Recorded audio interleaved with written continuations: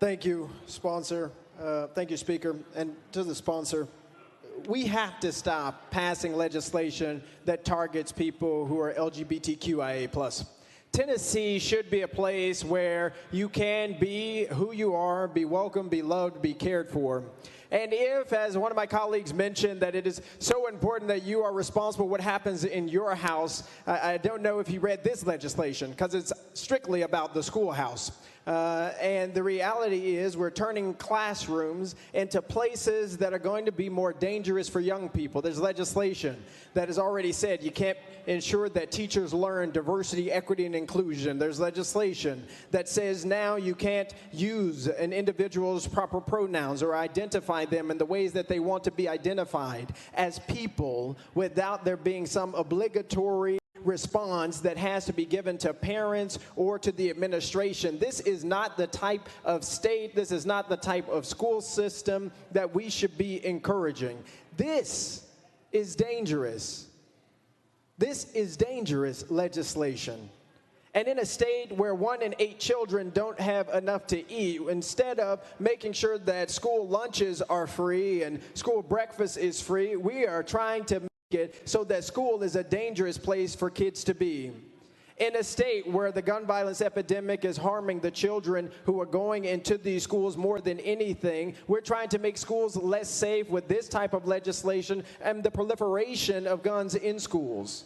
One individual just mentioned that parents need this responsibility to care and take care of their children, and we don't have anything to do, in essence, with the schoolhouse, but parents have been prevented from being a part of certain conversations, to my colleague, particularly as it relates to guns.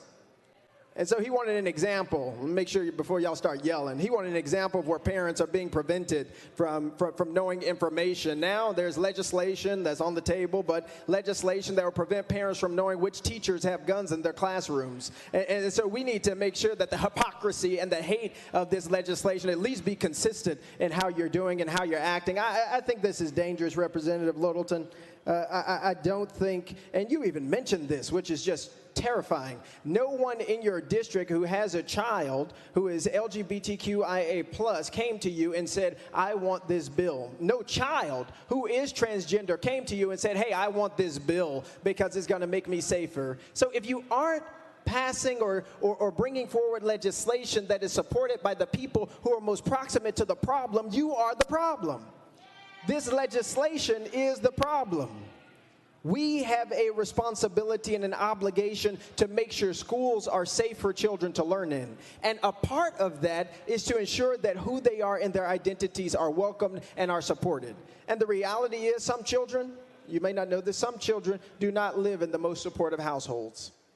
Some children go home to parents who say they have a mental illness because they're queer.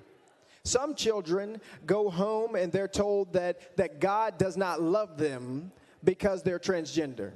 You may not know this, but some people go to homes where harmful things are said to them because of who they are and how they show up in the world.